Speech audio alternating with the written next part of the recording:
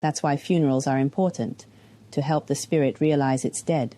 For the dead person to see? Yes, to make them realize they're dead. Hey everyone, it's Storytelling INTP here. I got something super cool to talk about today. Ghost interviews. This stuff really cleared up a lot of my long-time questions about ghosts and spirits. Gave me a basic idea of what the ghost world's like. And, it also ties into two big things: near-death experiences and what happens after we die. So, let's dig into what this is all about.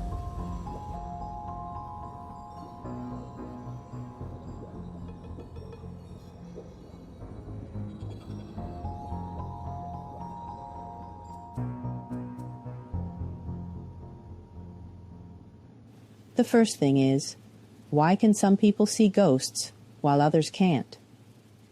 There's a reason for it. You might have seen them, but you don't know why, right? And hey, if you're wondering why you haven't seen any, well, I'm in the same boat.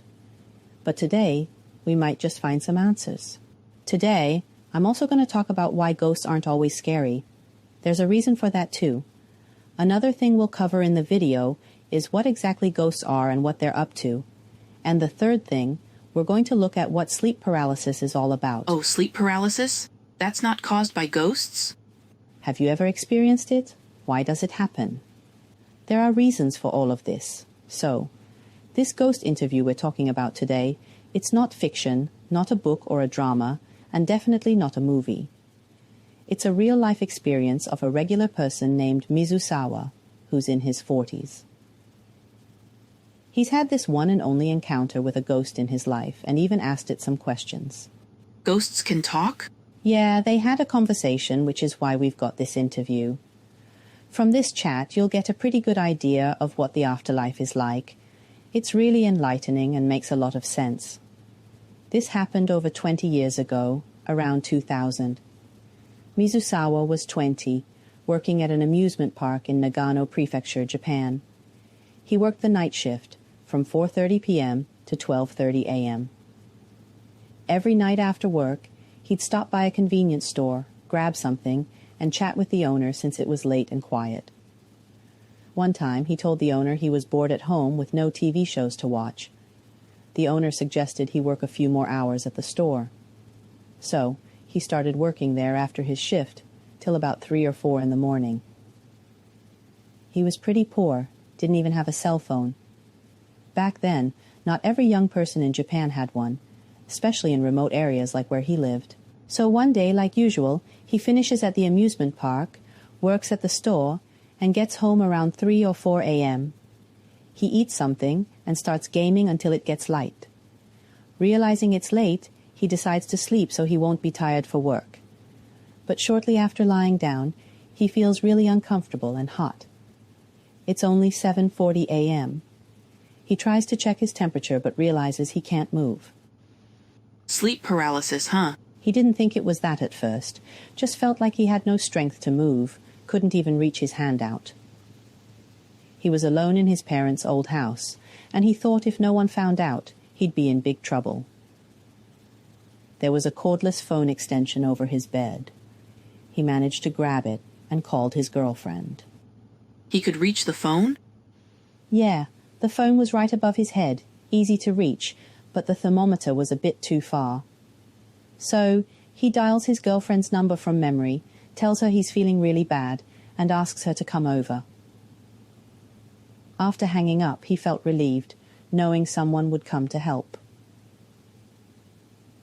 As he was about to fall asleep again, he suddenly saw 2 old men standing at the foot of his bed. He didn't know them. One was looking down, and the other, when their eyes met, both got startled. The old man asked if he could see him, and he said yes. That was their first conversation. I've had sleep paralysis too, but the ghost didn't talk to me. There might be a special reason they don't talk. We'll touch on that a bit later. Because someone was in my house? No, it's just that they had nothing to say to you. Mizusawa said he was a bit scared at first, but more excited. He thought it might be a dream, not real or just a hallucination. He had never had such a realistic dream before. Seeing something like a ghost for the first time and having it talk to him, He decided to try communicating. He could see them coming in? Yeah, Mizusawa said they came through the window, which is weird because his room was on the second floor. In my case, the ghost came through the bedroom door. I saw it. Really? Saw the whole thing, huh? Mizusawa asked them what they were doing there. The old man pointed to the other and said he just wanted to say hi. Mizusawa was surprised they could enter through a high window. The old man confirmed they were ghosts. Mizusawa, excited, decided to ask some questions, since he was always curious about ghosts, but never saw one. Do ghosts sound like normal people? Yeah, they do. But Mizusawa said the way they spoke was a bit rough, kind of like how some old Japanese men talk. Could he see their faces? Yep, he saw them clearly, which is different from your experience. He saw them in the daytime. Ghosts in the daytime? Yeah, it's better in the day. Mizusawa asked the old man who would become a ghost. The old man said those who can't accept their death and don't follow the one who comes for them become ghosts. Mizusawa asked what would happen if they didn't ascend. The old man said they can't reincarnate and should always follow whoever comes for them. Is being a ghost bad? Really? This gets explained later. Mizusawa asked if rituals helped. In Japan, rituals involve monks praying, like a kind of salvation, to help spirits rest and reincarnate. But the old man said rituals don't work. Really? That's what he said. Mizusawa asked about monks praying. The old man said they don't understand the prayers, so it's pointless. Funerals are just to let the deceased know they're dead. For the dead person to see? Yes, to make them realize they're dead. When they see no one can see them and a monk is praying over their photo, they start to understand and accept their death. So, funerals are to help the dead move on? Exactly. The rituals and prayers are to convince them they're dead. This might make you realize death is a hard thing to grasp. When we die, at first we might not know it, can't feel it. Like waking up as usual? Right, like you're still living. But gradually you can't interact with people and you start to feel something's off. Eventually you realize, oh, I'm dead. That's the process. So, no memories from right before they died? Right, probably not. No painful memories? Seems like it. That's why funerals are important, to help the spirit realize it's dead. Mizusawa asked if some never realized they were dead. The old man said yes, that happens. He asked what happens after death. The old man said it's like accumulating points for reincarnation. Earning points? More like accumulating deeds or experiences, like job experience. Mizusawa asked what kind of deeds. The old man mentioned guiding spirits or learning lessons. You work before reincarnation, gathering experience. Then Mizusawa asked if you reincarnate after enough experience. The old man said there's still a queue. Some might even give up on reincarnation. Who gives up? Those you call gods. They were once people who gave up reincarnation. They become gods. Aren't they still spirits? It seems like it. It's either staying as a spirit or giving up reincarnation. Mizusawa then asked about those who never ascended. The old man said they probably wander until they fade away. Mizusawa said these are floating spirits, gathering in places like tunnels or lakesides, where people hear voices at night. The old man said these lost souls probably don't know what will happen to them. They wander and eventually fade away. Mizusawa then explained floating spirits. He said they're like the spirits that gather in tunnels or near lakes, where people sometimes hear voices at night. These spots in Japan, especially tunnels and lakesides, are known for such phenomena. Mizusawa asked if these were the floating spirits, the ones who didn't ascend. The old man confirmed, saying they were indeed pitiful spirits, unable to accept their death, or choosing to stay to watch over loved ones. So, when their family dies, they can't meet them? Not if their family ascends. If their family also becomes floating spirits, then maybe. But it's not about living forever. It's about the choice made at death. If you ascend, you won't see them again. Those who don't ascend eventually lose their sense of self and become like a small dot, a spirit orb. Mizusawa asked about these orbs, often seen in photos near water. The old man wasn't sure if those were the same. Wow, so they turn into spirit orbs, huh? Yeah, in Japan, There's this belief that these small circular spots in photos near water bodies might be spirits. So, Mizusawa asked the old man if these spirit orbs were what they turn into. The old man wasn't sure if that was the case. He sure knows a lot. That's just one of the explanations in Japan for what happens to souls. These orbs, frequently seen in photos, are thought to be spirits. Mizusawa was trying to understand if this was related to the fate of these wandering souls. Mizusawa was not about to die. The old man emphasized that there are no real mediums or people with special psychic abilities. It's entirely up to the spirits to decide who can see them. Really? Yeah, the old man made it clear that the so-called psychic abilities or mediums are not real. He insisted that the visibility of spirits is something that the spirits control, not something that humans can inherently perceive or control. So it means if a ghost decides to let you see them, they step forward and you see them. If they don't want to be seen, they step back and you don't. It's not about how powerful a person is or their special abilities. Seeing ghosts is totally up to the ghost. This means even if we don't have psychic abilities, we can still see ghosts if they choose to show themselves to us. Some people constantly seeing ghosts isn't their doing. It's the ghosts deciding to appear. Mizusawa asked why he could see them. The old man admitted he didn't know, as they didn't intentionally step forward, which is why he was surprised when Mizusawa saw him. Mizusawa wondered if it was because he experienced sleep paralysis. The old man explained that when they want to communicate and be heard, they induce sleep paralysis. Otherwise, they might frighten the person away. It's their way of conveying a message or intention. The old man reassured that not all ghosts are scary, like in horror movies. Mizusawa joked about the stereotypical depiction of ghosts in media. The old man explained that most ghosts are very particular about their clothing. Mizusawa noticed that the spirits he saw were all dressed in work clothes, like his own electrician's outfit, or the lumberjack outfit of the old man. This attire helps family members recognize them more easily. So they can step forward to be seen by family, right? Yes, if they choose. They often appear at night, and wearing recognizable clothing helps in identification, even when it's hard to see. Mizusawa recalled an episode about a ghost and a monk, where the ghost was also in work attire. Ghosts wear familiar clothes to be recognized by friends and family. Mizusawa then asked why sometimes ghosts appear in photos. The old man clarified that usually ghosts can't be captured in photos. However, sometimes they appear by accident, not knowing if the photo has been taken or not. Therefore, when they realize a photo is being taken, they typically hide. But, unable to tell if the photo session is over, they might peek out too soon and inadvertently get captured in the shot. That's why in most ghost photos, the apparitions are often in corners or just partially visible, like a half face or a hand. What happens if a ghost is fully captured in a photo? The old man said that if a ghost is completely photographed, the consequences can be serious, and it can anger Mother. Who's Mother?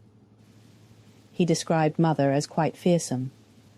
The old man elaborated on who Mother is, but Mizusawa couldn't recall any of it.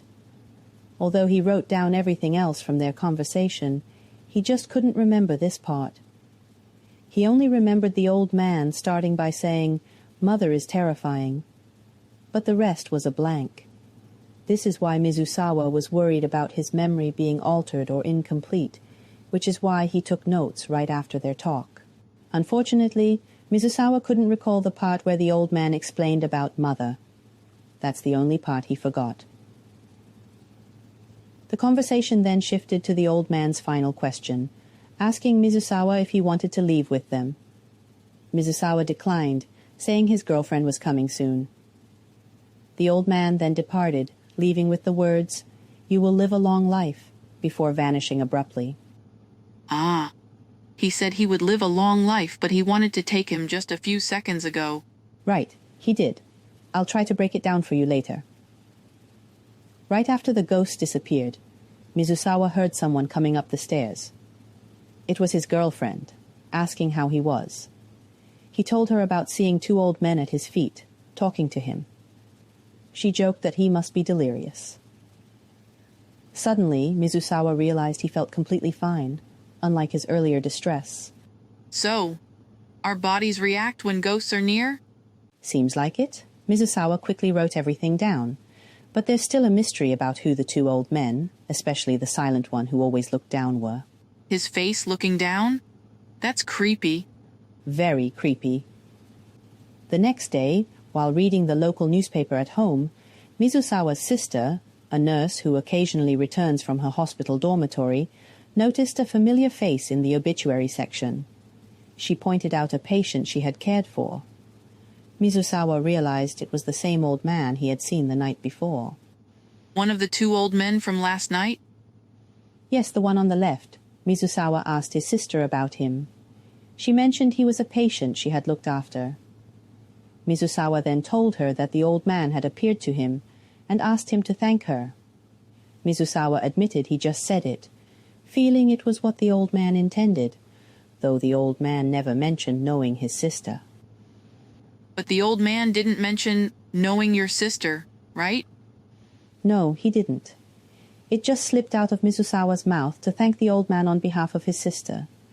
She was surprised but just walked away after hearing it.